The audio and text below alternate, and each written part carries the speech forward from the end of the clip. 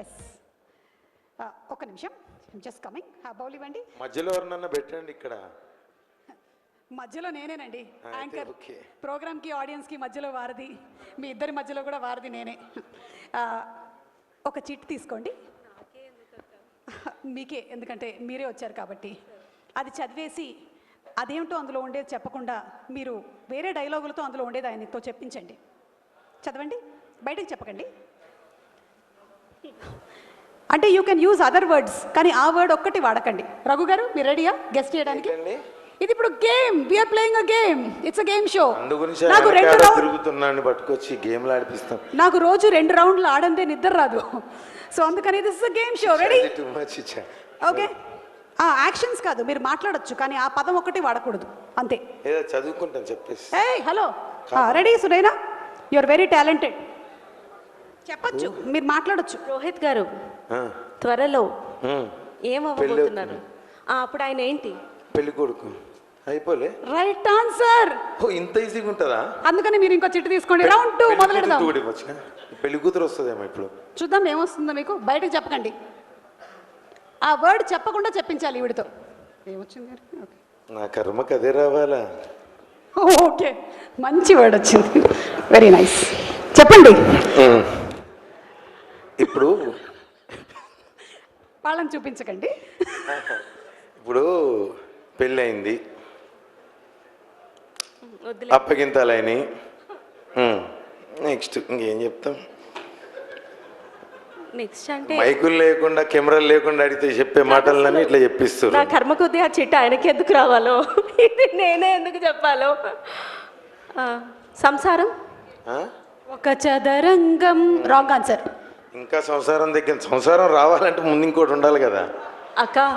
నేను అలాంటిది రాయలేదు. నేనేం బూతులు మాట్లాడతలేను.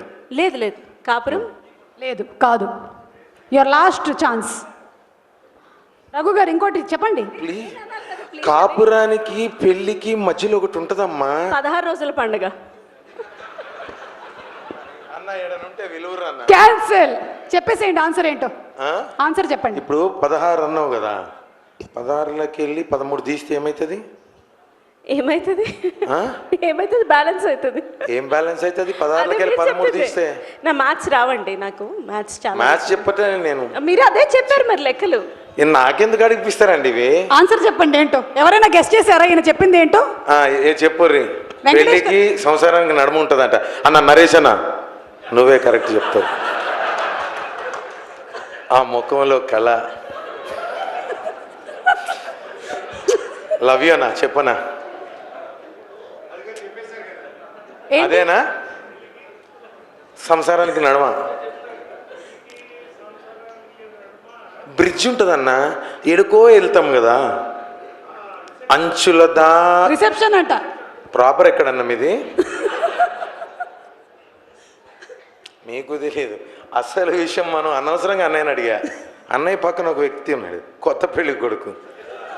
సందీప్ గారు, సంతోష్ గారు, కన్ఫ్యూజన్లో అన్ని పేర్లు కూడా మారిపోతున్నాయి.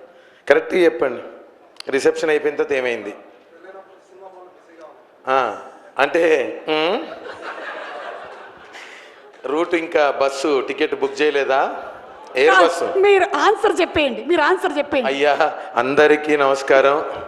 ఆ చిత్రం పేరు హనీమూన్ అని ఎప్పుడో వచ్చింది. అది హనీమూన్కి వచ్చిన తిప్పలండి.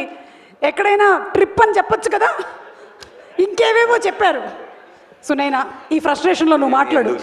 చెప్తే ఆడపిల్ల చెప్తే బాగుండదులే అని కాదు మనోజ్ అన్న, ఆడపిల్ల చెప్తే బాగుంటుంది. తేనె